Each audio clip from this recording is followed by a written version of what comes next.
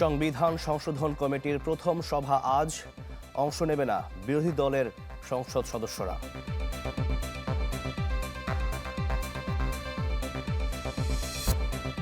হাসিনার কফিনে শেষ পেরেক ঢোকার ৩৫ জুলাই, দিনভর রক্তাক্ত সংঘর্ষ, একদিন এগিয়ে মার্চ টু ঢাকা ঘোষণা।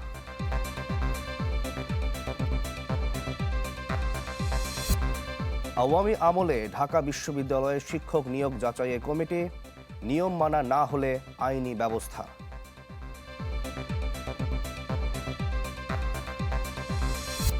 কিছুতেই কাটছে না সংকট, রান্নাঘর থেকে ফিলিং স্টেশন, গ্যাসের জন্য তীব্র হাহাকার।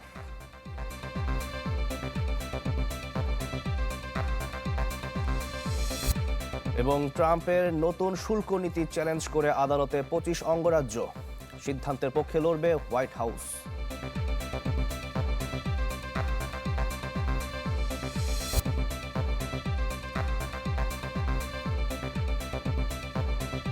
আমন্ত্রণ চ্যানেল 24-এর সকাল 10টার খবরে। শুনছিলেন AKS সংবাদ শিরোনাম। আপনাদের সাথে আছি শাকিল আহমদ। সংবিধানের প্রয়োজনীয় সংশোধনের জন্য সংসদ সদস্যদের নিয়ে গঠিত কমিটির প্রথম সভা আজ দুপুর 12টায় জাতীয় সংসদ ভবনের ক্যাবিনেট কক্ষে অনুষ্ঠিত হবে এই সভা। বৈঠকে সভাপতিত্ব করবেন কমিটির সভাপতি সালাহ উদ্দিন আহমদ। সংসদ সচিবালয় জানায়, জামায়াত, এনসিপি সহ বিরোধী দল এই কমিটিতে কোনো এমপির নাম দেয়নি। ফলে 12 সদস্যের কমিটি নিয়ে প্রথম বৈঠক শুরু হচ্ছে। পরবর্তী বৈঠকের আলোচনার বিষয় নির্ধারণের মধ্যে হয়তো প্রথম দিনের বৈঠক সীমাবদ্ধ থাকবে। দ্বিতীয় বৈঠক থেকে সংবিধান সংশোধন নিয়ে কার্যকর আলোচনা করা হবে। এর আগে গেল 13 জুলাই 17 জনের মধ্যে বিরোধী দলের জন্য 5টি পদ শূন্য রেখে 12 সদস্যের কমিটি গঠনের প্রস্তাব করেন চিফ হুইপ। বিরোধী দলের কাছ থেকে নাম পাওয়া গেলে তাদের 5 জনকে অন্তর্ভুক্ত করে কমিটি পুনর্গঠন করা হবে বলেও জানানো হয়।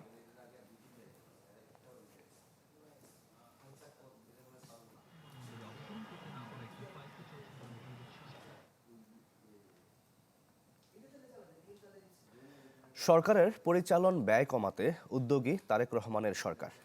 তাই দেয়া হয়েছে কর্মকর্তাদের গাড়ি রক্ষণাবেক্ষণের ব্যয় 50 থেকে কমিয়ে 25,000 টাকা এবং স্কলারশিপ, ফেলোশিপ প্রাপ্ত কর্মকর্তাদের ডেপুটেশন প্রদানের পরিবর্তে শিক্ষা ছুটি প্রদানের মতো সিদ্ধান্ত।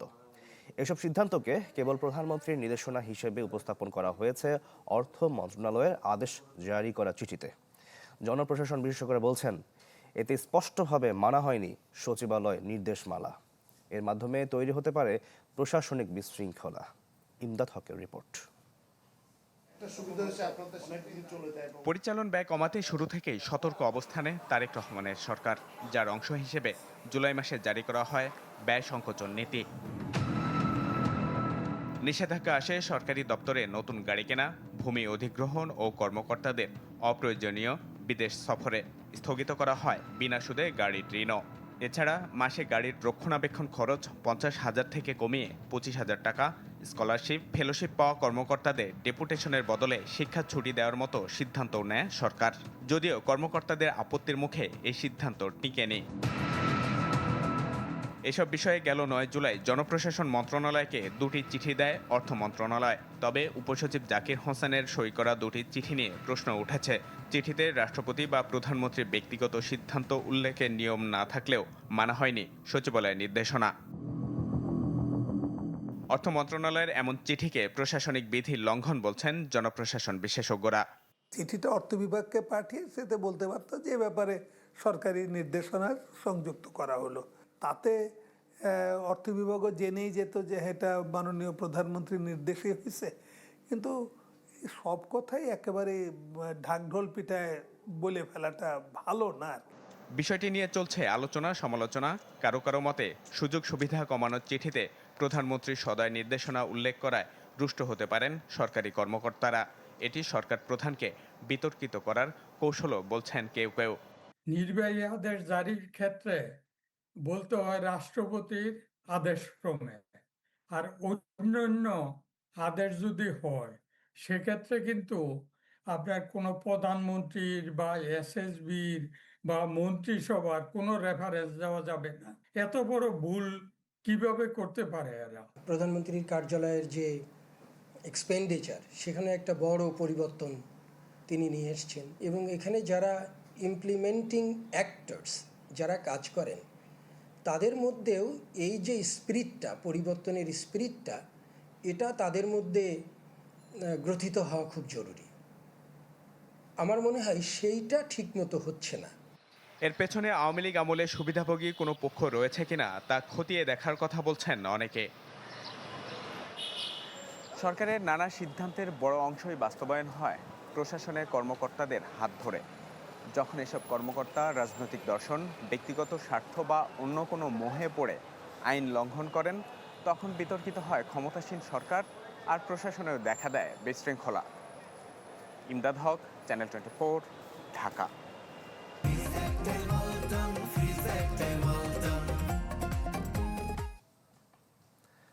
আওয়ামী লীগের 15 বছরের শাসনামলে ঢাকা বিশ্ববিদ্যালয়ে যোগদান করা শিক্ষকদের নিয়োগ প্রক্রিয়া যাচাই বাছাইয়ে কমিটি গঠন করা হয়েছে। এ নিয়ে গঠিত কমিটি প্রধান জানান, মাসখানেকের মধ্যে খতিয়ে দেখে প্রতিবেদন দেয়া হবে সিন্ডিকেটে। কোনো ব্যত্যয় পেলে নেওয়া হবে আইনানুগ ব্যবস্থা।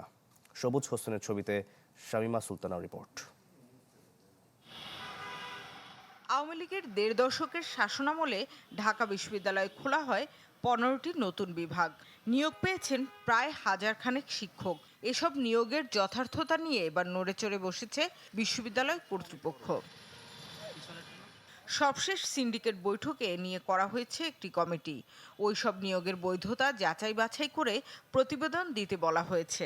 2009 থেকে 2024 সালের জুন পর্যন্ত যত নিয়োগ হয়েছে সেগুলার আদৌ ঠিক আছে কিনা, থাকলে তো থাকবেই, আর না ঠিক না থাকলে সেই বিষয়ে আমাদের করণীয় কি। যদি এই ধরনের কেস আমরা পাই, মনে করেন আপনার এখানে ফার্স্ট, সেকেন্ড, থার্ড আছেন, তাদেরকে বাদ দিয়ে 17 নম্বর, 18 নম্বর, 27 নম্বর, 42 নম্বর নিয়ে থাকেন বা উপ-উপাচার্য বলেন, মাসখানেকের মধ্যেই কাজ শেষ করতে চান। কোনো ব্যত্যয় পেলে সুপারিশ করবেন প্রয়োজনীয় ব্যবস্থা নেয়ার। ঢাকা বিশ্ববিদ্যালয়ের শিক্ষক নিয়োগের যে ক্রাইটেরিয়াগুলো আছে সেগুলো ফলো করা হচ্ছে কিনা, তারপরে যেসব ক্যান্ডিডেটরা এখানে অ্যাপয়েন্টেড হয়েছে তাদের সেই মিনিমাম যোগ্যতাটা আছে কিনা, এইসব জিনিসগুলো আমরা দেখব এবং সেখান থেকে দেখার পর আমরা যেইটা ফাইন্ডিংস পাই সেটা আমরা আবার সিন্ডিকেটের কাছে ফেরত দিব। বলেন, শুধু রাজনৈতিক বিবেচনায় নিয়োগের জন্য নিয়োগ নয়, বরং যোগ্য ও মেধাবীদের উৎসাহ দিতেই এই পদক্ষেপ। শামিমা সুলতানা, চ্যানেল 24, ঢাকা। রান্নাঘর থেকে রাস্তাঘাট, 2 সপ্তাহেও কাটেনি গ্যাসের সংকট। বাসাবাড়িতে চুলা না জ্বলায় অনেকের ভরসা এখন লাকড়ির চুলা। আর ফিলিং স্টেশনে ঘন্টার পর ঘন্টা অপেক্ষা করেও মিলছে না পর্যাপ্ত গ্যাস, যার প্রভাব পড়ছে আয় রোজগারে। গ্যাসের চাপ কম থাকায় আজও বন্ধ রয়েছে রাজধানীর বেশিরভাগ সিএনজি ফিলিং স্টেশন। লাইনের গ্যাস সংযোগ থাকার পরেও জ্বলছে লাকড়ির চুলা। রাজধানীর মোহাম্মদপুরে 15 দিন ধরে গ্যাস না থাকায় এভাবেই লাকড়ির চুলায় ভরসা করতে হচ্ছে লাইজু আর রোজিনাদের। জীবিকার তাগিদে ঢাকায় এসেও তাদের জীবন চলছে এমন বিষণ্ণ বাস্তবতায়। এক পাতিলে রান্না করে সংসারে সবাই ভাগ করে একসাথে খায়, কোনো বেলা না খায়ও থাকতে হয়। তারপরও গ্যাস নাই, লাকড়িতে রান্না করি, লাকড়ির কেজি 40 টাকা 50 টাকা, কিন্তু পাইতাছি না। দেশ গ্রামে থাকা যে কষ্ট আর ঢাকা শহর থাকা সেই কষ্ট, তাহলে লাভ হইলো কি আমাকে? গ্যাস সংকটে যখন ঘরে এমন নাজেহাল অবস্থা, তখন সড়কে ঘন্টার পর ঘন্টা অপেক্ষা এই সিএনজি চালকদের। যে গ্যাস তারা পাচ্ছেন তাতেও 10 মিনিট গাড়ির চাকা ঘুরবে কিনা তা নিয়েও আছে সংশয়। ওই 1 ঘন্টা দাঁড়ায় থেকে আপনার 49 টাকার গ্যাস পাইছি। 49 টাকার গ্যাস দিয়ে তো মানে 200 টাকা ভাড়া মারা দেবো না, তাহলে আমরা মালিক জমা দিমু করতে আর করবো করতে। কোনো জায়গায় গ্যাস পাইতেছে না, মানে এটা সরকার তো বলতেছে গ্যাসের কোনো সংকট নাই, কিন্তু আমরা তো কোনো গ্যাস পাইতেছি না পাম্পে এসে। দামও বাড়ে না, গ্যাসও দেয় না, এর মানে এটা সিন্ডিকেট চলতে আছে। যেমন তেলে করছে এমন গ্যাসেও করতে আছে। এই সমস্যাটাই হলে আসল। সকাল থেকেই রাজধানীর বেশিরভাগ সিএনজি স্টেশনে মিলছে না কাঙ্ক্ষিত গ্যাস। বাধ্য হয়ে ডিজেল অকটেনের ওপর ভরসা করছেন অনেকে, কিন্তু তাতেও স্বস্তি কই। আজকেও তো টেলিভিশনে দিতেছে, এখনো রিপেয়ার হয়নি। মানুষের সবার তো ভোগান্তি, গাড়িওয়ালাদেরও ভোগান্তি, ডোমেস্টিকে যারা বাড়ি ঘরে আছে অনেক বাড়িতে রান্নাবান্নি হচ্ছে না। 11টা 12টার দিকে সিরিয়াল দিলে 3টা 4টা বাজে আমরা তেল পাই। বাসায় যাই, বাসায় যাই আবার ওই সকাল সকাল আবার ডিউটি করি। গ্যাসের দাম বাড়ুক বা প্রেশার যাই যত কষ্ট করা লাগে, আমরা ড্রাইভাররা বিভ্রান্ত হইতেছি সবচেয়ে বেশি। রাত্রে ঘুম নাই, সকালবেলা ডিউটি গাড়ি চালাইতে হয়। আমরা ঘুমের জন্য অনেক সময় গাড়ি একটা দুর্ঘটনা ঘটতে পারে অনেক সময়। জনজীবনে এমন স্থবিরতা দ্রুত সমাধানের আশা ভুক্তভোগী সাধারণ মানুষের। মুহাজির হক, চ্যানেল 24, ঢাকা। দর্শক, গ্যাস সংকটের আমরা আরো খবর জানবো। রাজধানীর তেজগাঁ থেকে যুক্ত হয়েছেন সহকর্মী রৌনক মাহমুদ সৌরভ। সৌরভ, আজকে গ্যাস সংকট কতটা তীব্র জানাবেন, যেহেতু এখন সকাল সকালে আসলে অফিস টাইম শুরু হয়ে গিয়েছে। এই মুহূর্তে খবরাখবর জানান আমাদেরকে।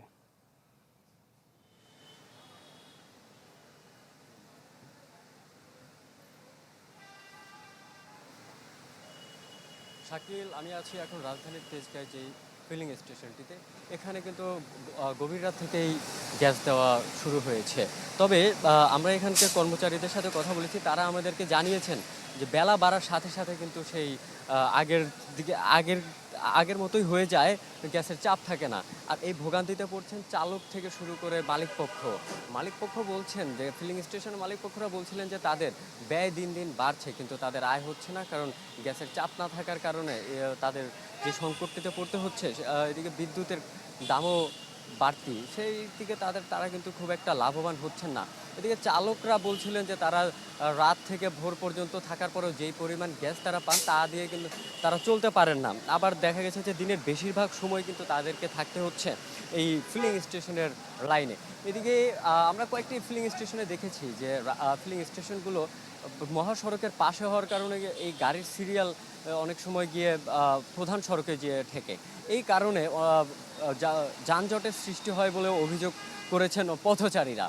এদিকে চালকরা বলছিলেন যে অনেক প্রকার আক্ষেপের সুরেই তারা বলছিলেন যদি গ্যাসের দাম বাড়িয়ে এই সমস্যার সংকট করা যায় তাহলে যেন তাই করা হয়।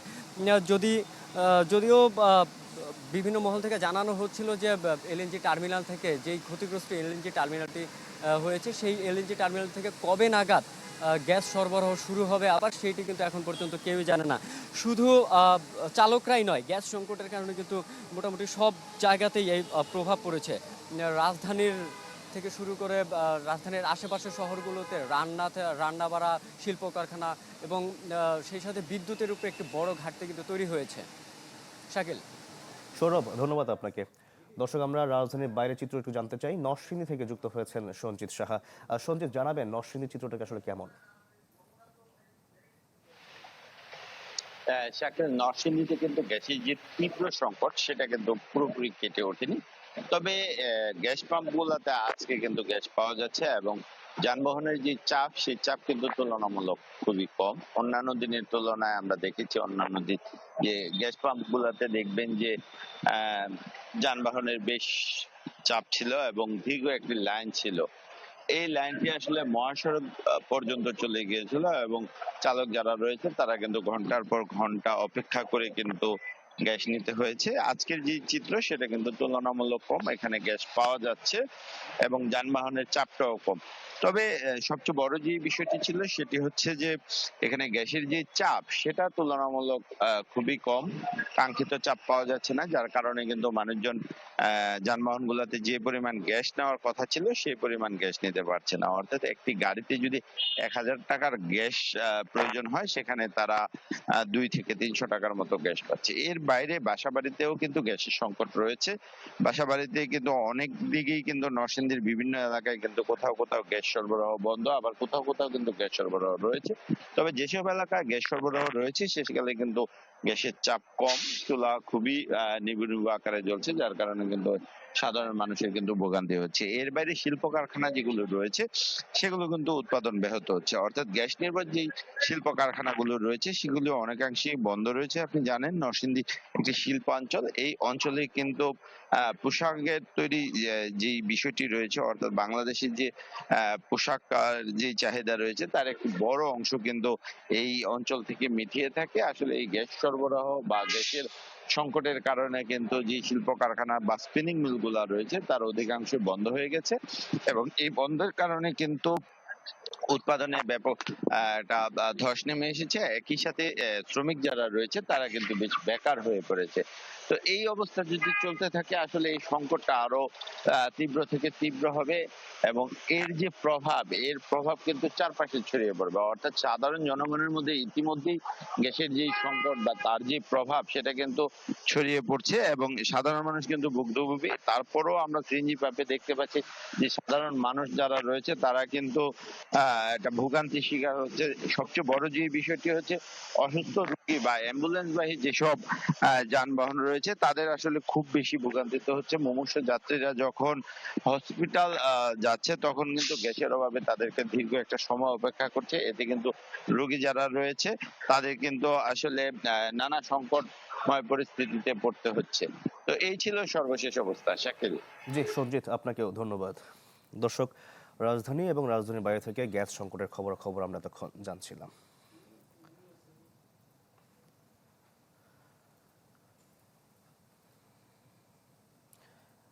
রংপুরে বেগম রোকেয়া বিশ্ববিদ্যালয়ে ছাত্র শিবিরের ওপর ছাত্রদলের হামলার অভিযোগ উঠেছে। ধাওয়া পাল্টা ধাওয়ায় আহত হয়েছেন বেশ কয়েকজন। প্রত্যক্ষদর্শীরা জানান, জুলাই অভ্যুত্থান উপলক্ষে ক্যাম্পাসে আলোকচিত্র প্রদর্শনীর আয়োজন করে ছাত্র শিবির। সেখানে জুডিশিয়াল কিলিং শিরোনামে মৃত্যুদণ্ডপ্রাপ্ত জামায়াতের শীর্ষ কয়েকজন নেতা ছাড়াও সাকা চৌধুরীর ছবি ছিল। শাখা ছাত্রদলের নেতাকর্মীরা গিয়ে ব্যানারটি সরাতে বলেন। এ নিয়ে উভয় পক্ষের কথা কাটাকাটি হয় এবং দুপক্ষের মধ্যে ধাওয়া পাল্টা ধাওয়ার ঘটনা ঘটে। প্রক্টর ফেরদৌস রহমান জানান, মারামারির সাথে জড়িতদের ভিডিও ফুটেজ দেখে শনাক্ত করে খুব শিগগিরই ব্যবস্থা গ্রহণ করা হবে। জুলাই গণ অভ্যুত্থানে মানবতা বিরোধী অপরাধের মামলায় কার্যক্রম নিষিদ্ধ আওয়ামী লীগের সাধারণ সম্পাদক ওবায়দুল কাদের সহ যুবলীগ ছাত্রলীগের 7 শীর্ষ নেতার বিরুদ্ধে যুক্তিতর্ক শুরু হবে আজ।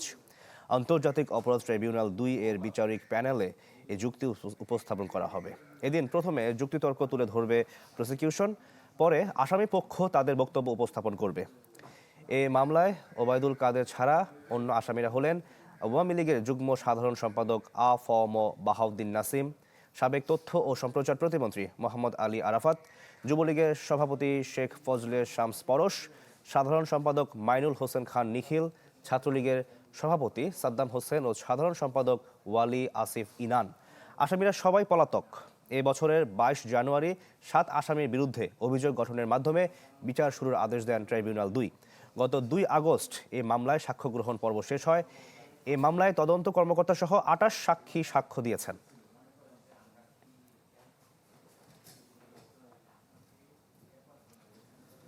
ঢাকায় এসেছেন সৌদি পররাষ্ট্র উপমন্ত্রী ওয়ালিদ এল খেরেজি। সোমবার রাতে তিনি ঢাকায় এসে পৌঁছান। শাহজালাল আন্তর্জাতিক বিমানবন্দরে তাকে স্বাগত জানান প্রধানমন্ত্রীর পররাষ্ট্র বিষয়ক উপদেষ্টা হুমায়ুন কবির। আজ দুপুরে প্রধানমন্ত্রী তারেক রহমানের সঙ্গে সৌজন্য সাক্ষাৎ করবেন। এছাড়া সকালে পররাষ্ট্রমন্ত্রী খলিলুর রহমান, স্বরাষ্ট্রমন্ত্রী সালাহুদ্দিন আহমদ, পররাষ্ট্র প্রতিমন্ত্রী শামা ওবায়েদ এবং প্রধানমন্ত্রীর পররাষ্ট্র বিষয়ক উপদেষ্টা হুমায়ুন কবিরের সাথে যৌথ বৈঠক হবার কথা রয়েছে। আর বিকেলে ঢাকা ছাড়ার আগে বৈঠক করবেন প্রবাসী কল্যাণ ও বৈদেশিক কর্মসংস্থান মন্ত্রীর সাথেও।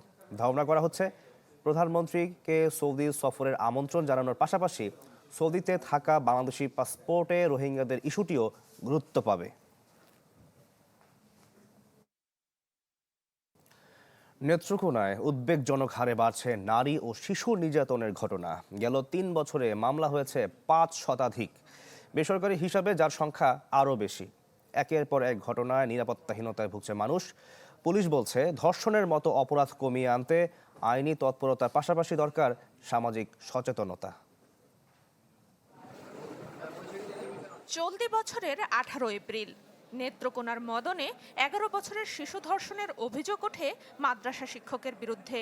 পরে অন্তঃসত্ত্বা হলে সমালোচনা হয় দেশ জুড়ে। একই রকম ঘটনা আছে মোহনগঞ্জেও।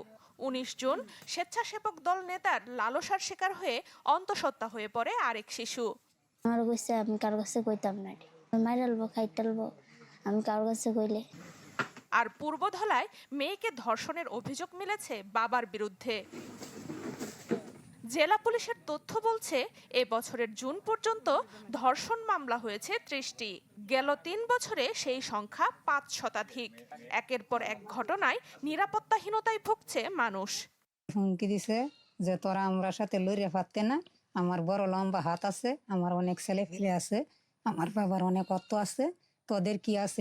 শিশু হত্যা নির্যাতন বাড়তেই থাকে, তাহলে আমাদের এই নারীর ক্ষমতায়ন বা আমাদের যে নারীরা ঘর থেকে বের হয়ে আসা, এটা দিনে দিনে আরও ধীরে ধীরে বন্ধ হয়ে যাবে। এ ধরনের অপরাধ কমাতে আইনের কঠোর প্রয়োগের তাগিদ সচেতন মহলের। আইন আছে কিন্তু আইনের প্রয়োগটা সেভাবে হচ্ছে না, যে কারণে এই যে ভয়াবহ সামাজিক ব্যাধি, র্যাপের মতো একটা মারাত্মক ঘটনা বেড়েই চলেছে। পুলিশের দাবি, আইনি ব্যবস্থার পাশাপাশি সচেতনতামূলক কাজও চলছে। প্রতিটা স্কুল, কলেজ, মাদ্রাসা, কওমি মাদ্রাসা এবং মন্দির ভিত্তিক যে শিশু কার্যক্রম আছে, শিক্ষা কার্যক্রম, সেখান পর্যন্ত আমরা রিচ করার চেষ্টা করছি। পাশাপাশি বিট পুলিশিংয়ের মাধ্যমে আমরা বাজারগুলোতে, শিক্ষা প্রতিষ্ঠানগুলোতে, যেখানে গণজমায়েত হয়, এই জায়গাগুলোতে আমরা প্রতিনিয়ত একটা মিটিং বা প্রচার প্রচারণা চালিয়ে যাচ্ছি। ধর্ষণের দায়ে আসামির সর্বোচ্চ সাজা মৃত্যুদণ্ড অথবা যাবজ্জীবন সশ্রম কারাদণ্ড এবং অর্থদণ্ডেরও বিধান রয়েছে। Desk report, channel 24। একসময় যেখানে ছিল ফসলের মাঠ, মানুষের বসতঘর, এখন সেখানে শুধু দীর্ঘশ্বাস। পানি বাড়ায় কুষ্টিয়ার পদ্মা ও গড়াইয়ে দেখা দিয়েছে তীব্র ভাঙন। চোখের সামনে হারিয়ে যাচ্ছে বহু বছরের স্বপ্ন। দাবি জানান দ্রুত কার্যকর পদক্ষেপের। কোথাও ধসে পড়ছে মাটি, কোথাও পদ্মার স্রোতে একটু একটু করে হারিয়ে যাচ্ছে আবাদি জমি। কুষ্টিয়ার দৌলতপুর উপজেলার মরিচা ইউনিয়নের বোরকাপাড়া ও হাটখোলা এলাকার ছবিটা এমনই। ফলে নদীপাড়ের মানুষের দিন কাটছে আতঙ্কে। এই নদী এখান থেকে 10 থেকে 9 কিলো দূরে ছিল। বিগত 10 বছরের মধ্যে বর্তমান আমাদের গ্রাম ঘিসিয়ে গেছে। ভাঙতে ভাঙতে আজ আমাদের বাড়ির নিকট চলে আসছে। এই আমরা এত লোক কোথায় যাব? ভাঙছে ভেড়ামারা উপজেলার ফয়জুল্লাপুর, মোসলেমপুর, টিকটিকি পাড়া ও মুন্সিপাড়া এলাকাও। নদী গর্ভে তলিয়ে যাচ্ছে কৃষকের স্বপ্ন। আমাদের মাটান জমি ভাঙছে, অনেক জমি 10 দিনের মধ্যে 400-500 বিঘি জমি ভাঙি চুরমার হয়ে গেছে। 95% লোক আছে কৃষক, এই ফসলের উপর আবাদ করে তার জীবিকা নির্বাহ করে। আজ দেখেন নদী গর্ভে কত জমি বিলীন হয়ে গেছে। পদ্মার পাশাপাশি গড়াই নদীতেও বাড়ছে পানি। হুমকির মুখে খোকসা শহর রক্ষা বাঁধ। কুমারখালীর কয়া ইউনিয়নের ঘোড়াইঘাট এলাকায় ধসে গেছে প্রায় 50 মিটার অস্থায়ী বাঁধ। ভাঙন ঠেকাতে স্থায়ী সমাধানের দাবি ভুক্তভোগীদের। দুই নদীর মাঝে আমরা কিভাবে এখানে আর বসত করব? আমার তো ক্ষমতা নাই যে 1 কাঠা জমি আর কিনে অন্য জায়গায় বাড়ি করার। এই নদী ভাঙনে আমরা খুবই কষ্টে আছি, ছেলে পেলে নিয়ে আতঙ্কে রয়েছে, কখন কি এটা হয়ে যায়। আমরা চাচ্ছি যে নদীটা বাদ আপনারা ঠিকঠাক করে দেন, আমরা যাতে ভালোভাবে বাস করতে পারি। জেলার 28টি পয়েন্টে প্রায় 21 কিলোমিটার জুড়ে দেখা দিয়েছে ভাঙন।